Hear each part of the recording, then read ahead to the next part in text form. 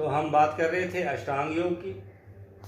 अष्टांग योग में 8 एलिमेंट्स होते हैं, 8 लिम्ब्स होते हैं, 8 अंग होते हैं। और इनमें पहला है यम, दूसरा नियम, तीसरा आसन और चौथा प्राणायाम, पांचवा है प्रतिहार, छठा धारणा और सातवां ध्यान और आठवां समाधि। हम 4 लिम्स इसकी डिस्कस कर चुके हैं, बल्कि रिवीजन कर चुके हैं, बल्कि बड़ी डिटेल में। जहां मुझे 1 लेक्चर देना था, मैं अभी तक 5 लेक्चर दे चुका हूं, ताकि आपको बिल्कुल 101% इसका कंसेप्ट क्लियर हो जाए और आपको सिर्फ थ्योरेटिकल नहीं बल्कि प्रैक्टिकल नॉलेज भी इसका क्लियर हो जाए। तो यम, नियम, आसन और प्राणायाम, कल मैंने आपको बताया था कि प्राणों पे आयाम देना या अपनी ब्रीथ्स पे कंट्रोल करने को प्राणायाम कहते हैं। और जितना हम धीरज से और आहिस्ता सांस लेते हैं, उतनी हम ज़्यादा सरवाइव करते हैं। कहते हैं कि टॉर्टिस या कछुआ जिसको बोलते हैं, उसकी एज सबसे ज़्यादा होती है, क्योंकि वो बहुत स्लो ब्रीदिंग करता है। जितनी स्लो ब्रीदिंग करने वाले ऑर्गेनिज्म होते हैं, वो ज़्यादा उनकी एज होती है, ज़्यादा सरवाइव करते हैं। अब प्रतिहारा क्या होता है कि हमारे बॉडी में डिफरेंट सेंसेस हैं, जैसे sense of smell, sense of taste, sense of hearing, sense of sight, sense of touch. हम किसी चीज़ का पता देख कर करते हैं, सेंस ऑफ साइट, सुन कर करते हैं, सेंस ऑफ हियरिंग, सूंघ कर करते हैं, that is sense of smell, taste करके पता कर सकते हैं, मीठा है, कड़वा है, नमकीन है, फीका है, सेंस ऑफ टेस्ट। और टच करके भी हम पता कर लेते हैं कि गर्म है, ठंडा है, क्या है, स्मूथ है, रफ है, क्या है। कलर का तो नहीं पता चलता है, लेकिन हम इसका पता कर लेते हैं। अब ये बड़े बड़े साधु संत और योगी जो हैं, इनको शत्रु भी कहते हैं कि ये 5 दुश्मन होते हैं हमारे। ये मिसलेड करते हैं हमको।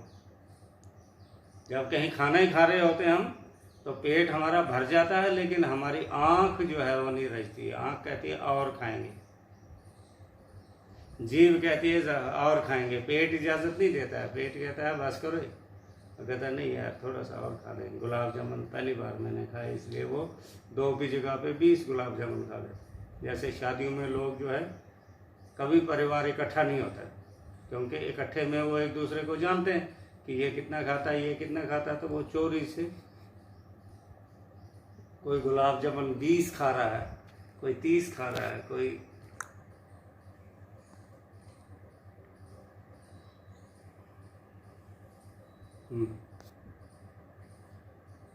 बेसिकली हमारी सेंसेस जो है वो तृप्त नहीं होती। हम सिर्फ पेट के लिए नहीं खाते, हम सिर्फ शरीर को ढांपने के लिए कपड़ा नहीं लगाते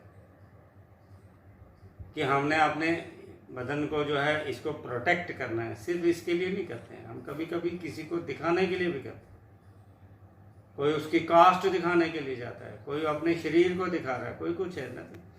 तो ये जो 5 सेंसेस हैं, ये हमें मिसलेड करती हैं। ये एक तरह के शैतान हैं, ये एक तरह के हमारे दुश्मन हैं, शत्रु हैं, जो हमारी कंसंट्रेशन को भंग करते हैं। इसीलिए जब ध्यान लगाते हैं तो वो कहते हैं जी आंखें बंद कर दें।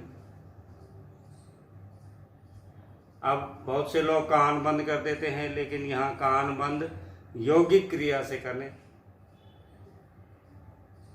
किसी चीज़ को स्पर्श नहीं करते हैं, टच नहीं करते हैं, कि हमारा जो ध्यान है, हमारा जो ख्याल है, हमारी सिर्फ उस परवरदिगार परमात्मा इबादत की तरफ ही रहे।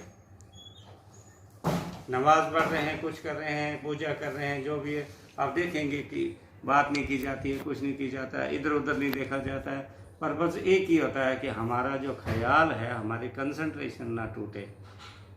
तो प्रतिहारा में इन्हीं सेंसेस को कंट्रोल किया जाता है। इतना आसान नहीं है, लेकिन नामुमकिन भी नहीं है, इम्पॉसिबल भी नहीं है, असंभव नहीं है ये। हम इन सेंसेस को अपने कंट्रोल में कर सकते हैं, और सिर्फ एक सेंस को डेवलप किया जाता है, वो है सिक्स्थ सेंस। ये बाकी तमाम सेंसेस जो है इनको कंट्रोल कर दिया जाता है। तो प्रतिहारा में एक तरह का इसका मतलब होता है विड्रॉल ऑफ द सेंसेस। भगवान कृष्ण ने इन तमाम इंद्रियों पे अपनी विजय पा ली थी। ये एक तरह की इंद्रियां हैं, ये मिसलेड करती हैं, ये दुश्मन है हमारे। इनको कंट्रोल करना और दबाने में बड़ा फर्क है। अगर दबाएंगे, आपके अंदर से इमोशन है लेकिन गुस्सा आपको आ रहा है, लेकिन आप बोल नहीं पा रहे, बोल नहीं रहे हैं, तो वो नुकसानदेह। गुस्से को दबाना नहीं है, कंट्रोल करना। कंट्रोल कैसे करना? उस गुस्से को दूसरे किसी रूप में चेंज कर दें, दूसरे किसी फॉर्म में परिवर्तित कर दें। मिसाल के तौर पे गुस्सा आ रहा था, बोल नहीं सके, तो उसने जो है वो खेत में चला गया, खेत में खूब काम किया, उसने जान मारी, पसीना निकाला, उसने उस गुस्से को उसमें कन्वर्ट कर दिया। एक बजाय इसके कि वो गुस्सा अंदर ही रहे, तो वो नुकसान पहुंचा सकता। सेंसेस को कंट्रोल करने का मतलब नहीं है कि मुझे देखने का दिल तो कर रहा है लेकिन मैंने आंखें बंद कर दी, नहीं, वैसा नहीं करना है। हमारी दृष्टि ही उस तरफ ना जाए, हमारा ख्याल ही उसकी तरफ ना जाए, तो इस तरह से इसको कंट्रोल किया जाता है। प्रतिहारा को योगा में बहुत इंपॉर्टेंट माना जाता है, क्योंकि ये एक ब्रिज का काम करता है between external focus of previous limb and internal focus of subsequent limbs. मतलब इससे पहले जो स्टेप्स हुए, इससे पहले जो लिम्स हुए 4, और इसके बाद आगे वाले जो आएंगे, इसको पुल माना जाता है। ये एक पुल का काम करता है कि इससे पहले वाले 4 अंगों का कौन से, यम, नियम, आसन, प्राणायाम, और इसके बाद वाले जो आएंगे धारणा, ध्यान और समाधि, इनको ये आपस में जोड़ता है, लिंक बनाता है। इसलिए प्रतिहारा को एक पुल माना जाता है। इनको ये अभी तक जो हमने 4 अंग किए प्रतिहार से पहले, यम, नियम, आसन, प्राणायाम, ये सब एक्सटर्नल जो है इनको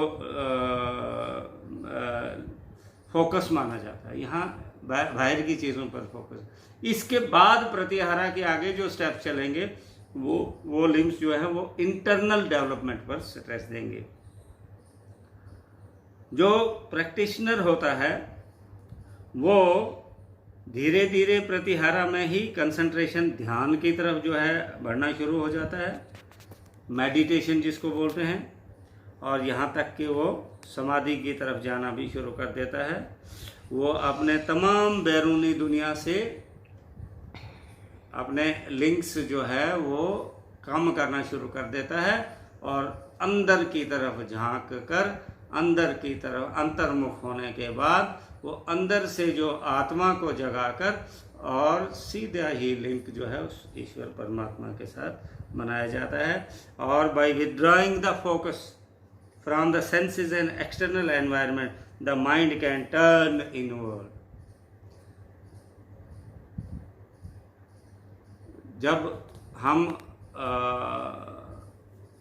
आबिद की आंख से या उस त्रिनेत्र से देखते हैं कि आबिद की आंख से जब कभी देखता हूँ मैं कि लगता है कि खुद से भी ना आशना हूँ मैं। जब कभी उस बसीरत की आंख से और त्रिनेत्र से जब मैं अपने आप को देखता हूँ तो मुझे लगता है कि मैं अपने आप को भी नहीं जानता हूँ। जब हम अंतर्मुख हो जाएंगे, हम दूसरों को कहते हैं हाँ हाँ मैं उसको जानता हूँ, हाँ मैं उसको जानता हूँ, हाँ मैं वहाँ भी गया हूँ। भाई तू खुद को जानता है? नहीं जी, वो पता नहीं। ये जानना नहीं है कि मेरा नाम क्या और मैं किसका बेटा हूँ, नहीं। आखिर हम हैं क्या भाई? हम इस दुनिया